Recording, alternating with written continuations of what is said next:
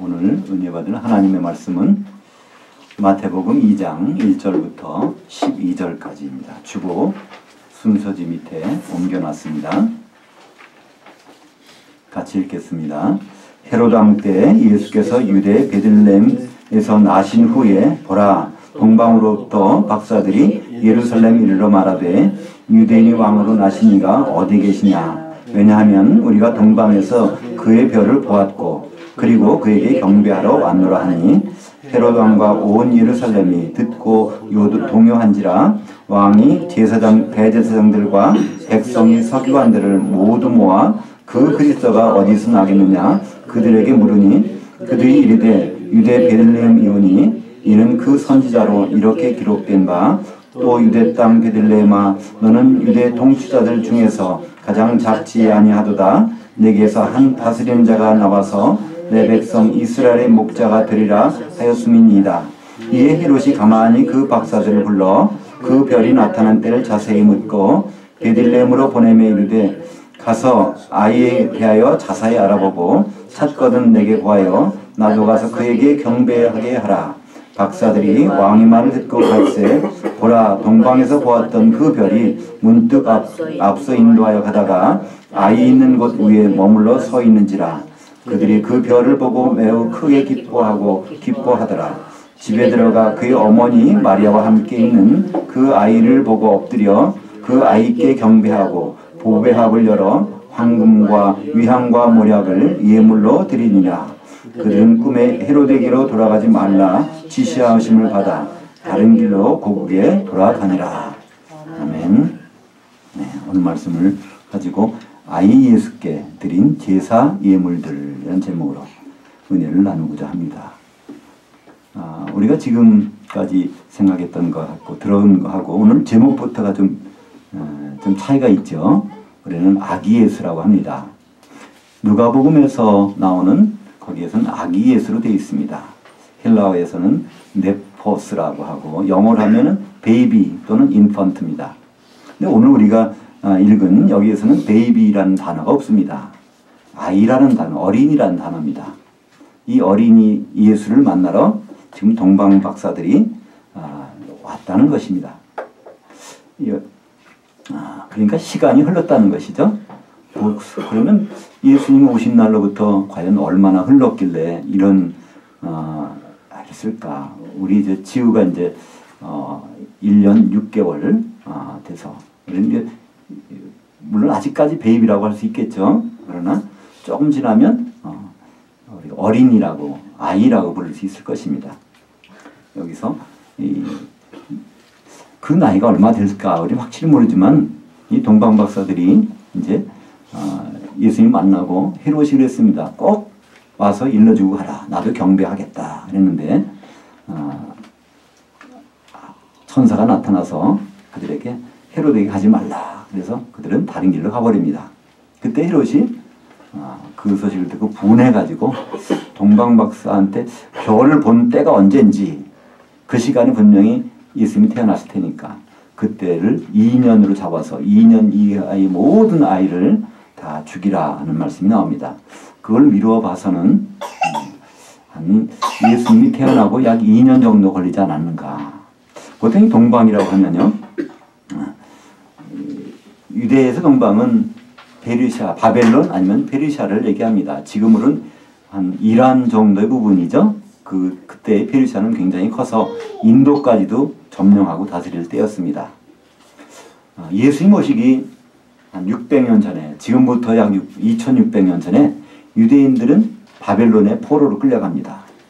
그 바벨론이 다시 페르시아한테 망해서 페르시아의 지배에 있었죠. 그러다가 그들은 70년 만에 하나님 약속하신 대로 원래의 땅으로, 유대의 땅으로 보냄을 받게 되었습니다. 근데 그때 간 사람들이 몇 명이 안 돼요. 우리도 만약에 우리나라가 큰 문제가 생겨가지고 외국으로 이민 갔다고 하십시다.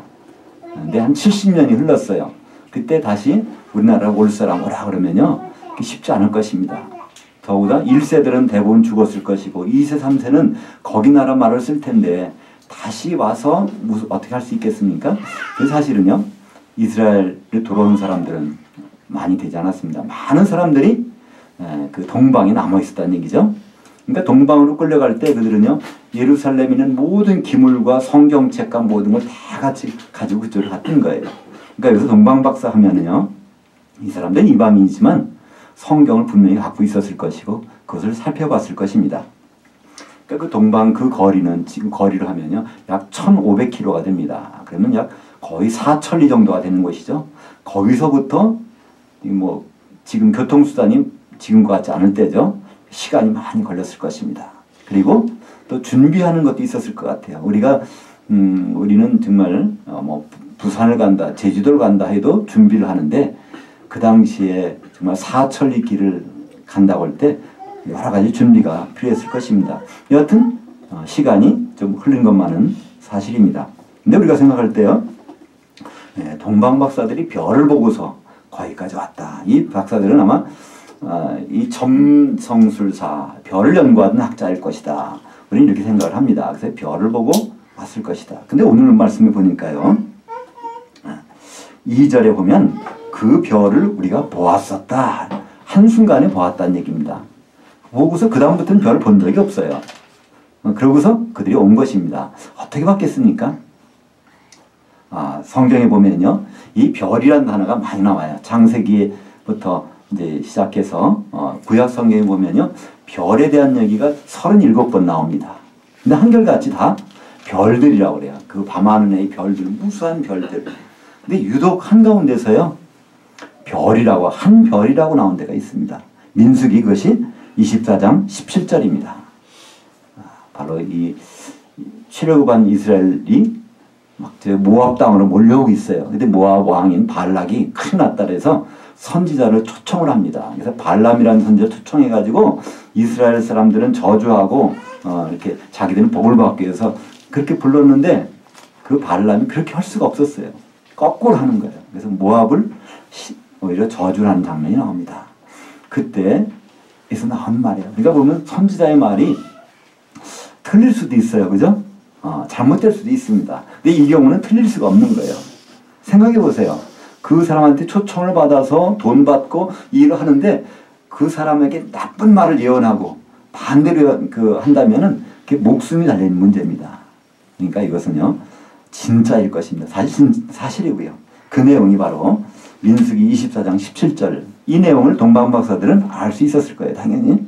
박사들이니까요. 그 내용 한번 주보 가운데 민수기 24장 17절을 같이 읽겠습니다. 내가 그를 보아도 이때 일이 아니며 내가 그를 바라보아도 가까운 일이 아니로다. 한 별이 야곱에게서 나오며 한 홀이 이스라엘에게서 일어나서 모압을 이쪽에서 저쪽까지 쳐서 무찌르고 또 셋의 자식들을 다 멸하리로다.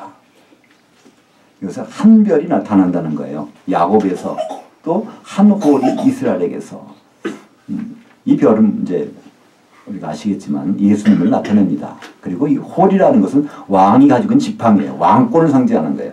그러니까 왕이 나타난다는 것입니다. 근데 그것이 내가 그를 보아도 이때 일이 아니며 내가 그를 보아도 바라보다 가까운 일이 아니라 먼 장래, 앞으로 먼 장래, 그러니까 재림하실 때입니다. 사실은요. 그때 이런 일이 일어나는데 그가 하시는 일은 모압 땅을 다 쳐서 무찌르고 이방인들을 다 쳐서 무찌르고 또 그뿐 아니라 셋의 자식들도 다 멸하려다. 이 셋이 누굽니까? 아담이 맨 처음에 아이를 낳아서 가인을 낳았죠. 그 다음에 아벨을 낳습니다. 근데 가인이 아벨을 쳐 죽여버려요. 하나님은 가인을 통해서 뭘 해보시려고 그러는데 가인은 결국 에녹성에 들어가서 거기서 잠복해버립니다. 하나님은 대신해서 누굴 세웁니다. 그것이 바로 셋입니다. 셋이라는 이름은요, 이건 대체자라는 얘기예요. 바로 대신해서 세워서. 그러니까 지금 모든 우리 인류는요, 바로 셋의 후손입니다. 아담의 후손인 동시에 우리는 가인 쪽은 달라요. 그죠? 아벨은 자식이 없었고 다 셋의 후손이고요. 아브라함도 셋의 후손이고 모든 유대인도 셋의 후손입니다. 근데 여기서 보니까 셋의 자식들도 다 멸해버리겠다는 거예요. 우리가 거듭나지 아니하면요, 천국에 들어올 자가 없다 그래요. 아직 거듭나지 아니하면 우리가 다 육신적으로 태어나도 거듭나지 아니하면 하나님의 나라에 들어갈 수도 없습니다. 그런데 그러니까 결국은 거듭난 사람만. 그래서 이 멸망에서 구원될 수 있는 분이 반드시 오시겠다는 겁니다. 그러니까 여기서 그분이 별이 나타나서 왕권을 가지고 오는데 모든 세세자손을 다 죽여버린다면요. 왕이 되려면 뭐가 있어요? 백성이 있어야 돼요. 그죠? 어떤 백성이 생겨난다는 얘기입니다. 바로 이 민수기 24장 17절이 유일한 단서예요. 별이 한 별이 나타나서 그것을 이 동방박사들은 성경을 연구해서 봤을 것입니다.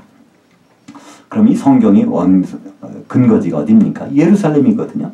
그래서 그들은 예루살렘으로 향한 것이죠. 목표지가 예루살렘입니다. 그래서 예루살렘에 가서 이제 물어봅니다. 그러니까 왜 예루살렘에 갔을까요? 예루살렘에 왕궁이 있는 곳이거든요. 그러니까 거기 가서 물어보면 알겠다 그러는데 막상 가보니까 헤롯 왕도 깜짝 놀랐어요. 자기가 왕이 돼 누가 왕이 되면 어떻게 되겠습니까? 그때 이제 율법을 잘 아는 대제사장과 서기관들을 다 불러 모았더니 거기서 답이 나와요. 왕이 나타난다는데? 그랬더니 미가서 5장 2절에 보면 거기에 베들레헴에서 왕이 나타난다는데요. 그랬더니 그 말을 듣고 그들이 이제 동방박사가 이제 베들레헴으로 향해 갑니다. 그때 별이 다시 나타났어요. 그 별을 따라 갔다 오는데 사실은요 별을 가만히 서 있었을 겁니다. 그 베들레헴 그 위에서 서 있을 거예요. 왜냐하면 그 거리가 10km밖에 안 되거든요. 우리가 지금 밤하늘에 달을 보십시오. 달을 보면 달이 계속 가는 것 같죠? 사실 달이 가는 게 아니라 이 거리가 계속 가는 겁니다. 그러니까 이 별은 쭉 따라 인도한 적은 없어요. 그죠? 근데 거기에 멈춰 쓴 것입니다. 서 있는 것을 보고 가서 경배를 하게 되는 것입니다. 근데 여기서 이 사람들은 동방박사들은 이방인들이에요. 그죠? 근데 유대인들의 왕이 났다고 하는 것입니다. 근데 동방박사들이 생각하기에 유대인의 왕이라면 지금 세상적인 유대인들의 왕이라고 생각했겠습니까? 그것은 아닐 것입니다. 왜냐하면 민수기 24장 17절만 봐도 그렇거든요. 세자손들을 다 멸해지니까 결국 유대인들도 지금 세상의 유대인들은 다 결국은 멸해진다는 거예요. 이들이 바뀌어지지 않으면 예수를 믿지 않으면 결국 멸해진다는 거예요. 그러니까 이 왕은 정말 이방인까지도 구원하실 왕이라는 자기 왕이라는 생각이 들기 때문에 예물을 가지고 와서 이 경배를 하는 것입니다. 그래서 이 경배라는 단어는요 예배라는 단어입니다. 프로스퀴네오라는 단어는요 그 발 아래 엎드려서 절하고 입맞추고 경배한다는 단어예요. 이것은요 자기 왕이나 자기 주인이 아니면 할 수가 없는 거예요. 이방인들이 와서 유대인 왕이라고 했지만은 이건 우리의 왕이시고 우리의 주인이라는 고백을 여기서 하고 하는 것입니다. 유대인들은 한 명도 따라가지 않았어요. 그러니까 우리가 생각해보면 이상하죠. 유대인들 특별히 서기관들, 대제사장들 오늘 조한절 집사님께서 기도 중에도 말씀하셨지만 성경에 대해서 박식한 사람들이에요. 근데 베들레헴에서 왕이 난다고 다 알고 있는데 한 명도 안 따라가는 거예요. 그죠? 근데 이 이방인 이 동방박사들은 그 1500km의 거리를 달려와서 거기서부터 가서 예물을 가지고 예배를 드리는 것입니다. 정말 우리 왕이다. 그들이 생각을 하지 않으면 그냥 선물만 전달하고 말았을 것입니다. 그죠? 근데 그들은 예배를 드렸다는 것입니다. 근데 여기서 예배를 그 아이께 예배를 드렸다는 거예요. 근데 보통 가톨릭에서는 그 어머니가 있으니까 어머니께 성모에게 예배드렸다 이렇게 하는데 그렇지 않습니다. 그래서 가톨릭에서는 성당에 들어가서 맨 먼저 하는 것이 마리아한테 예배하고요. 나올 때도 예배하고 나옵니다. 인사하고 나와요.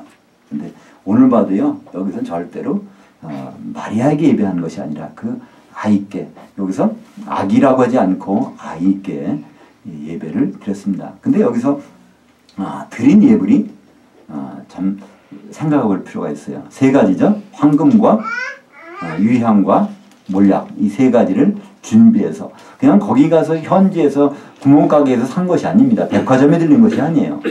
바로 출발할 때부터 그들은 그걸 준비했다는 겁니다. 우리가 이제 선물을 하죠. 좋은 때 어떤 명절 때 선물을 합니다. 선물할 때 뭘 할까요? 선물할 때 맨 먼저 생각하는 건 무엇일까요? 선물 받을 사람을 생각하고 선물을 고르지 않습니까? 그래도 이제 저희 사모님이 뭐 아주 가격으로 따지면 얼마 안 되는 거예요. 그걸 선물 준비했습니다. 일에 끝난 다음에 받으실 텐데, 그러니까 누구한테 드릴까를 이렇게 하면서 그걸 준비하지 않습니까? 이 동방박사들도 그걸 생각했을 거예요. 이분이 뭐에 필요할까? 필요한 걸 가지고 준비해서 한 것입니다. 그 필요한 것이 바로 황금과 유향과 모략이라는 거예요. 많은 분들은 전통적으로 생각합니다. 아, 황금, 왕한테는 황금을 드려야지. 왕을 상징하는 금은 왕을 상징하니까. 근데 유향이라는 것은 그거는 이제 부활 때, 시체에다 부활 때 쓰는 거니까 이건 이제 부활하실 예수님에 대해서 그걸 했겠지. 그 다음에 거기에 몰약이라는 것은 쓴 것이고 시체에 바르는 것이니까 이거는 그 장사 지낼 때 쓰라고 선지자 역할을 담당하시기 위해서 그렇게 하겠지. 그러니까 이 왕과 제사장과 선지자의 역할을 위해서 이거를 드렸다. 이런 해석이 전통적이고 지배적입니다. 물론 그렇게 볼 수도 있어요. 그러나 오늘 그걸 한번 이렇게 생각해 보는 건 어떨까요? 제가 말씀을 준비하면서 이것은 이렇게 감동을 받은 것이니까 그렇게 생각하셔도 좋고 또 전통적으로 생각하셔도 좋습니다. 저는 근데 이들이 그 먼 거리를 출발해서 거기까지 올 때 목숨은 걸었겠죠. 지금까지 치안이 제대로 되지 않았을 것입니다. 언제 어떻게 당할지도 몰라요. 그죠? 그러니까 그들은 목숨을 걸고 준비한 것, 그분께 드리려고 그 세 가지가 나오는데요. 이 세 가지가 필요한 분이 있어요. 그것이 뭐냐면 제사장입니다. 특별히 대제사장입니다. 이 이스라엘 백성들에게는요, 하나님을 만나는 유일한 장소가 있어요. 그것이 바로 성막이라고도 하고 회막이라고도 하고 장막이라도 하는 곳이 있습니다. 그 안에 성소가 있어요. 근데 이 성소는요, 그 널빤지 48개를 만드는데 다 금으로 입힙니다. 그 속에 들어가는 모든 기물들은요, 전부 다 금으로 입히게 돼 있어요. 그러니까 사실 전 성막에 안 들어가 봤지만요, 성막 체험하신 분 있을 거예요. 들어가 보셨습니까? 그러면 거기에 다 금으로 돼 있어요. 전부가. 모든, 심지어는 부직갱이도 다, 부직갱이 다 금으로 돼 있다면, 모든 것. 법궤도 금으로 돼 있고요. 다 금으로 싸게 돼 있어요. 이렇게. 그러니까 금이라는 것은요, 거기에서 제사 드리러 가는 분이 반드시 필요한 거예요. 그 다음에 거기 유향이 나옵니다. 유향은요, 이 소제를 드릴 때, 제물 드릴 때 항상 그 위에다가 이렇게 반드시 유향을 뿌리게 돼 있어요. 그리고 이 향을 만들 때, 거기에 향의 재료로 유황이 안 들어가면 안 됩니다. 하나님이 지정하는 유황을 반드시 집어내야 돼요. 하나님은 그 향은 얼마나 중요한지요. 1년에 한 번 대제사장이 지성소에 들어가는데 이 향로를 들고 들어가지 않으면요, 죽어버린다고 돼 있어요. 그 연기로 감싸야지만이 제사장이 살 수 있다는 거예요. 그러니까 향이라는 거는 그렇게 중요합니다. 제사장이 아주 필수품이에요. 유향이라는 것은요. 그 다음에 거기에 몰약이 나옵니다. 몰약은요, 향유를 제조하는데 필수적인 거예요. 그러니까 이 향유라는 거는 거기에 제물들에다가 항상 향유를 바르게 돼 있어요. 그리고 마지막에 관제로 드려지는 거기에 관제 위에다가 쓰이는 그 관제유가 관유가 바로 거기에 몰약을 집어넣게 돼 있습니다. 그래서 이 하나님을 만나고 피를 가지고 제사를 드리는 이 제사장에게 필요한 것이 그 금과 유향과 그 몰약입니다. 이 세 가지는요, 필수품이에요. 그러니까 비록 지금은 아기고 아이지만 이분이 이것이 가장 필요할 것이라는 것을 준비한 것이 아닌가. 그런 감동을 제가 받아서 준비를 했습니다. 제가 이 선물을 준비하다 보니까 그런 생각이 들어서 그렇게 했습니다. 우리가 이제 사실은요, 여기서 유대인의 왕이 나신 것이 어디냐. 우리는 그 크리스마스 때, 참, 이 왕이 나셨다라는 찬양을 많이 합니다. 우리가 고요한 밤, 거룩한 밤, 109장 찬송도, 원래 먼저 찬송가에 보면은 그 왕이 나셨다고 되어 있죠? 지금 가사가 바뀌어서 구주가 나셨도다, 이렇게 가사를 바꿨는데, 왕이 나셨도다, 이렇게 합니다. 그죠? 근데 사실은요, 왕이 나신 건 맞긴 맞는데 정확한 말은 아닙니다. 예수님은요, 그리스도로 오셨다고 돼 있어요. 그리스도는요, 기름 발라져서 십자가에 달릴 뿐이라는 거예요. 제물 드릴 뿐이라고 하는 거예요. 우리는 메리 크리스마스 합니다. 메리 크리스마스라는 것은요, 크리스마스라는 것은 그리스도의 마스라는 뜻이에요. 마스라는 건 보내졌다는 거예요. 기름 발려져서 십자가 달릴 분이 제물이 오셨다. 그러니까 사실은 메리라기보다는요, 좀 다른 표현이 더 적당할지도 몰라요. 우리도 그렇잖아요. 세상에 장례식에 가서 즐겁다 그냥 믿음 있는 사람 할 수 있어요. 그죠? 더 좋은 곳으로 가니까. 근데 사실 조금 장례식에 가서 막 웃는 낯으로 막 한다면요, 그거는 다 믿음이 있는 분들은 이해하겠지만 그렇지 않은 분들은 그렇잖아요. 저게 뭐 딴 생각 가지고 있나, 유산을 탐나서 이렇게 웃고 지내나, 이럴 수도 있을 거예요. 절대로. 그러니까 사실은요, 크리스마스는 좀 더 어떻게 보면 엄숙한 거예요. 그죠? 우리를 위해서 죽으실 분이 왔는데, 사실 장례 지낼 분이 왔는데 엄숙하단 말이에요. 사실은 그래서 왕이 나셨도다 기쁘다 하는 거는요, 나중에 할 거예요. 언제요? 주님이 다시 제 왕으로 오실 때 그때 할 겁니다. 이스라엘 백성은 그걸 오해했습니다. 주님이 십자가를 지시러 예루살렘에 가실 때 그들은 어떻게 했죠? 종려나무 가지를 쭉 깎아놓고 호산나 호산나 그랬어요. 호산나라는 뜻은요, 호시아 나 그래요. 호시아라는 건 구원해 주세요. 나는요, 지금 당장 이라는 히브리 말입니다. 히브리 말에 지금 당장 구원해 주세요. 우리 죽겠어요. 왕이시잖아요. 당장 구원해 주세요. 근데 예수님 어떻게 하시죠? 나 아니야, 왕이 아니야. 난 그래서 백마 타고 오지 않잖아. 난 지금 나귀 새끼 타고. 난 지금 죽으러 가거든. 예수님이 계속 말씀하시는 거예요.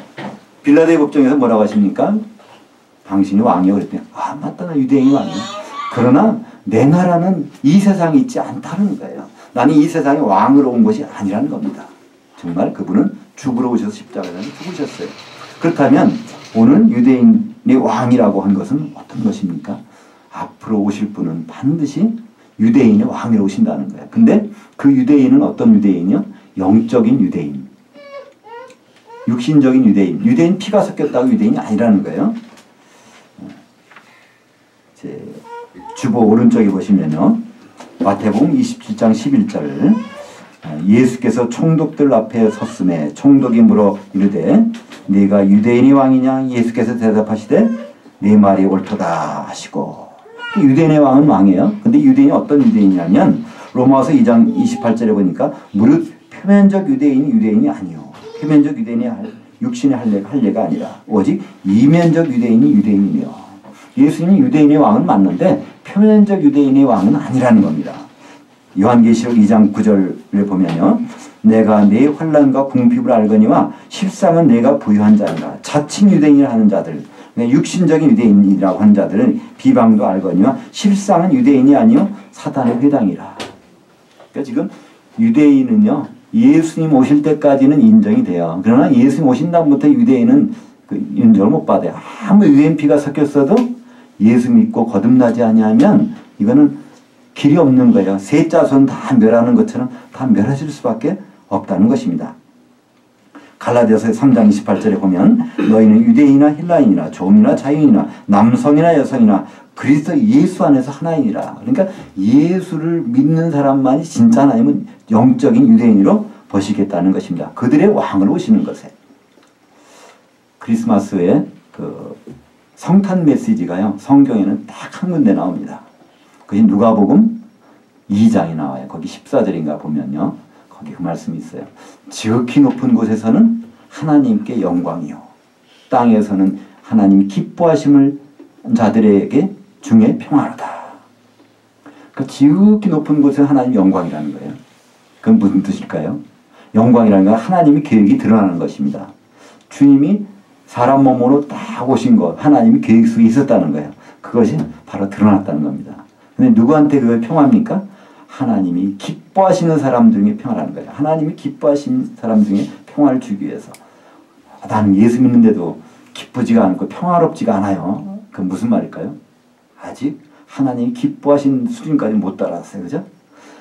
정말 하나님 기뻐하시는 사람이라면요, 그거는 반드시 평화를 가지게 돼 있어요. 평화라는 것은 연결됐다는 뜻입니다. 원래 헬라말로 에이레네라고 그래요. 연결. 누가 연결됩니까?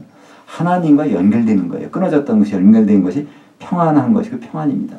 그리고 사람과 사이가 연결되고요, 내 육신과 내 영혼이 연결되는 거예요. 그럼 평안해집니다. 건강해집니다. 바로 그 메시지가 어떻게 옵니까? 바로 주님이 사람 몸으로 이 땅에 오신 것이 하나님께는 영광이고 이 땅에서는 기뻐하신 자들에게 평화로다. 예수님은 유대인의 왕이십니다. 그러나 그 유대인은 지금 이 세상 사람이 유대인이 아니에요. 내 나라는 빌라도 법정에서 예수님 말씀하십니다. 내 나라는 이 세상에 속한 것이 아니다. 다음에 올 세상에 속한 것이 그 나라니까 그 나라의 백성이 유대인들, 영적인 유대인들을 성경에서는 유대인이라고 말씀하고 있죠. 그러니까 성도, 지금 이제 영적인 유대인이라는 건 성도들을 가리킵니다. 왜냐하면 성도들이 들림받아서 그분 앞에 설 것이거든요.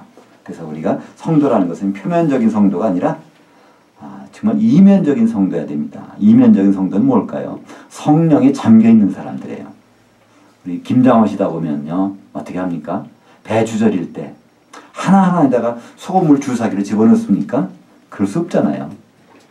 소금물통을 탁 만들어 놓고 거기다가 배추를 비닐 봉지를 벗겨서 다 집어넣으면 다 잠기게 돼 있어요. 그죠?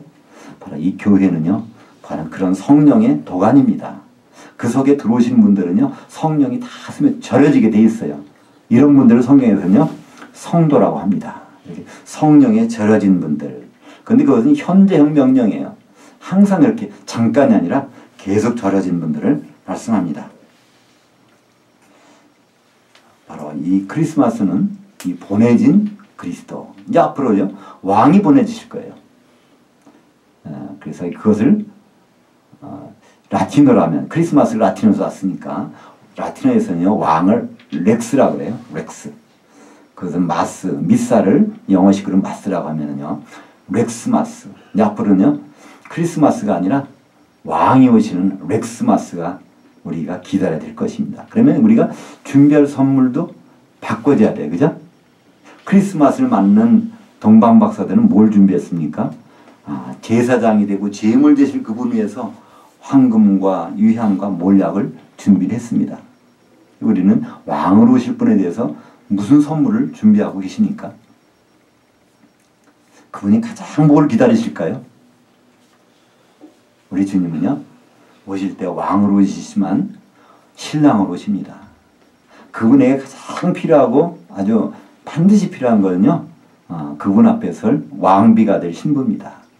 지금 왕비가 될 신부, 지금 교회가 그 과정에 있는 것이죠. 우리가 정말 교회로 그분의 몸을 이루고 있다면 이 시간이 지나서 바뀌어질 때 우리가 공동으로 한 몸으로 바뀌어져요. 그래서 성경에서는요, 그리스도의 몸이고 그리스도의 신부라고 합니다. 고린도후서 11장 2절에 보면요, 사도 바울이 그런 마음이 있어요. 내가 열심히 하는 게 있는데 바로 뭐냐면 바로 그리스도께 너희를 정결한 한 처녀로 중매했다고 했어요. 지금 우리는 중매된 상태예요. 우리 신랑은 지금 셋째 하늘에 계신, 지금 기다리고 계신 예수님 우리 신랑이시고 우리는 그 약혼녀입니다. 우리 공동으로. 그 약혼녀이기 때문에 준비를 하고 있는 거예요. 곧 예식장에 들어가야 되는데 참 마사지 받는 그 프로그램이 끝나야 될 거 아닙니까? 그죠? 그리고 집도 세간살이도 다 준비가 돼야 될 거고요. 여러 가지가 준비가 되기 위해서는요, 여러 가지 필요해요. 우리 성도들은 그래서 다 모든 성도들이 다 필요합니다. 공동으로 필요한 것이죠. 이 크리스마스, 원래 정확히 말하면요, 크리스마스는 가을철입니다. 지난 주일 내에 우리가 말씀을 살펴봤듯이 누가복음 2장에 보면요, 목동들이 풀을 가지고 뜯기고 있었어요. 가을철에. 근데 정확히 말하면 요한복음 1장 14절에 보면 말씀이신 분 육신이 되셔서 우리 가운데 장막을 치셨다는 거예요. 그럼 언제 장막 치셨겠습니까? 그분은 장막 잘라 장막을 치셨을 것입니다.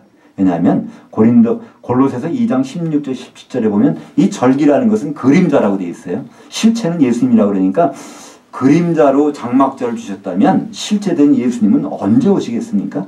그 장막절로 오셨다는 거예요, 그분. 그래서 날짜를 보면 우리가 그 날짜는 아니지만 우리는 그 의미를 생각하는 것입니다. 주님은 지금 무슨 선물을 기다리고 계실까?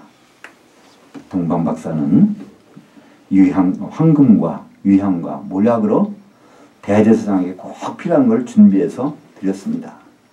우리는요, 왕으로 오실 그 신랑에게 우리 스스로가 그분이 참 보고 싶은, 만나고 싶은, 하나가 되고 싶은 그런 신부로 그분께 드려지는 것, 이거보다 더 귀한 선물 어디 있겠습니까?